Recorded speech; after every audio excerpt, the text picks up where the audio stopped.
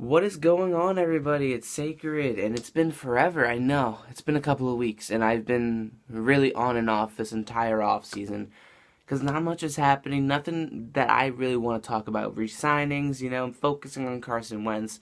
That's really it. There's nothing that I really felt the urge to talk about. But now I'm back, and I'm going to be trying to pump out videos every single day on some certain topic, not Eagles related per se. But if it influences the Eagles, the NFC East, or the NFL in general, I'm going to be talking about it. So, we're getting closer, guys. We're getting closer to preseason. We're getting closer to football being back. And this is the final week of OTA, so I decided why not come back on and talk about some little things, some little things about Carson Wentz. And the biggest thing, my expectations for this season. Because again, it's June 4th, but trust me, it'll be August 6th, and we'll be playing week 1 against whoever we're playing at that point in time. I think it's Tennessee, but we'll be playing preseason very freaking soon. Trust me, it's going to go by like that. Sooner or later, it's going to be 4th of July, and then sooner or later, we're going to be in the hottest part of the summer, which is just going to be insane, but it's going to happen. It's going to go by so quickly. We're already in June, so let's talk about Carson Wentz and the Eagles and my expectations. So, first and foremost, Carson Wentz has been looking sharp. That's what we've been hearing, and we've been seeing footage. We've been seeing him without the knee brace. We've been seeing him without like a knee sleeve covering his entire leg.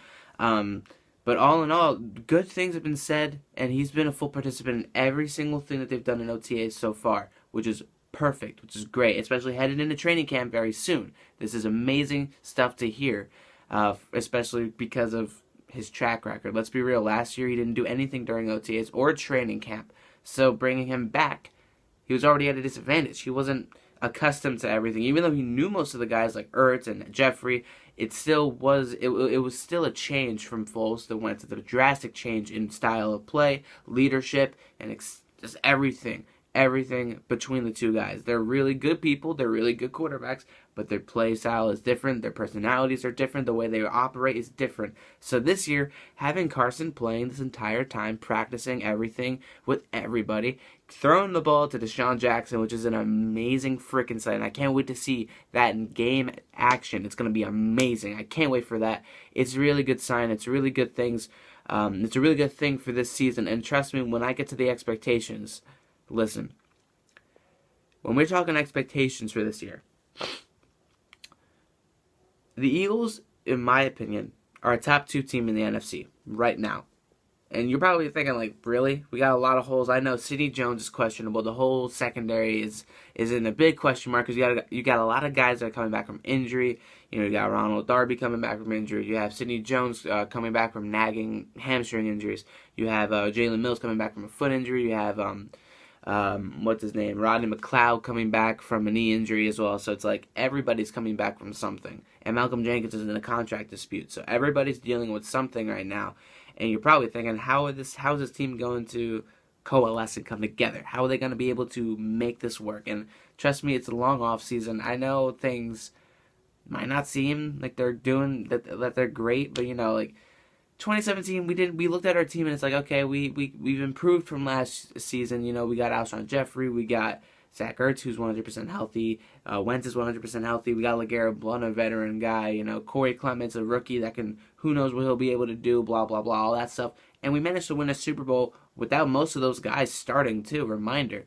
And then last season, we did what we did. We won a playoff game. We managed to fight through all the adversity. We made it to the playoffs. We beat a really good Bears team in Chicago, which is very difficult to do. The Rams couldn't do it on their home turf. So it's, at the end of the day, this team has the potential without some of its key guys. And last year we saw LeBlanc come in and play outstandingly in the playoffs, especially against the New Orleans Saints when we needed our defense to step up.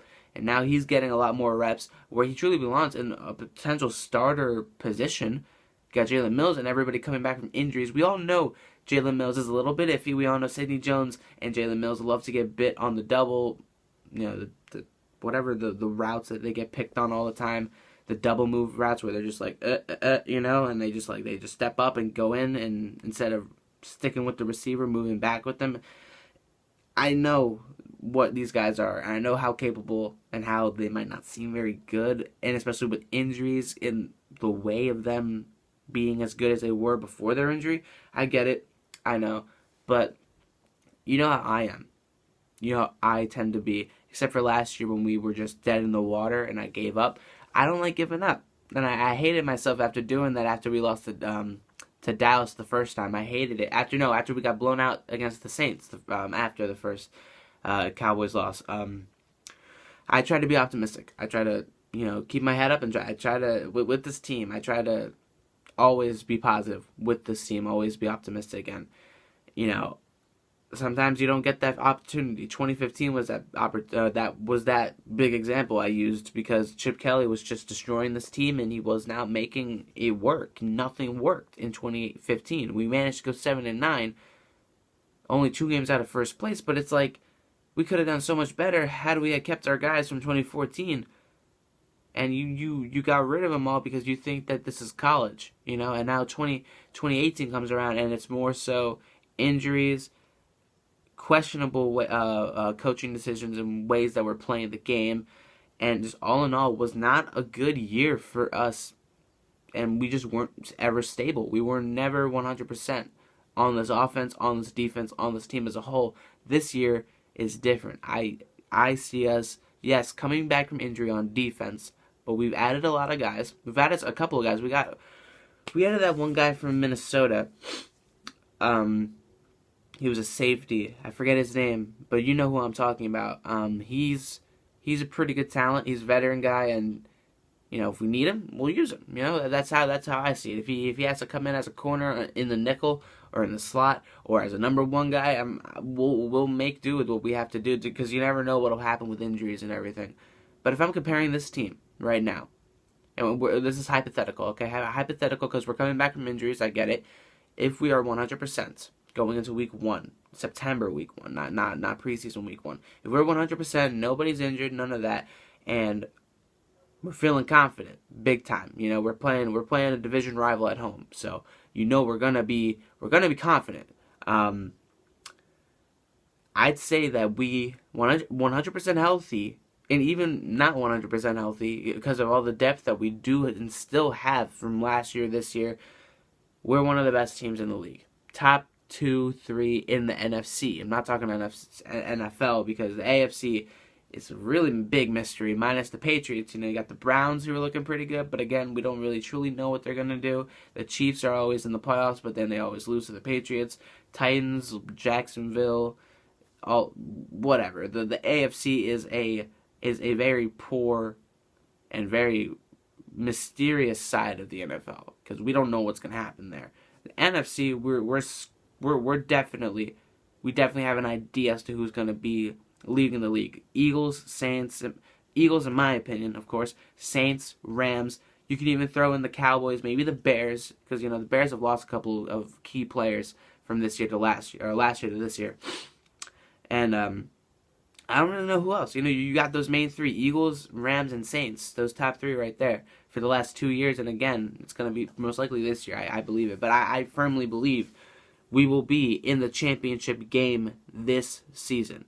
Trust me on that. I believe it. Whether we're seed 1 or seed 2 or seed 3 or seed 4 or seed 5 or seed 6. We'll be in there. I believe it.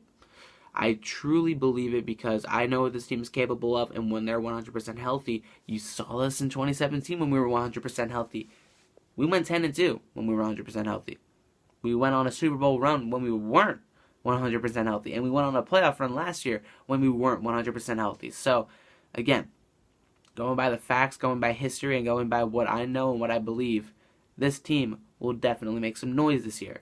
I'm going to be breaking down more things such as the schedule once we get closer and closer to kickoff later on in September. I'm going to be talking more on certain moves and things that the Eagles do make, saying if they actually do make moves, like signings, trades, cuts, whatever, moving forward.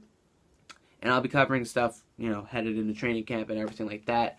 Let me know what you guys think about the Eagles and their 2019 season. What are your expectations for the year? How have you liked Carson Wentz's recovery, seeing him practice with no limitations and no knee brace? How do you guys feel about everything from offense to defense? Let me know what you guys think. And I'll see you guys in the next video. Fly, Eagles, fly. Let's go, Phillies. Get off this cold streak. Yeah, peace out, guys.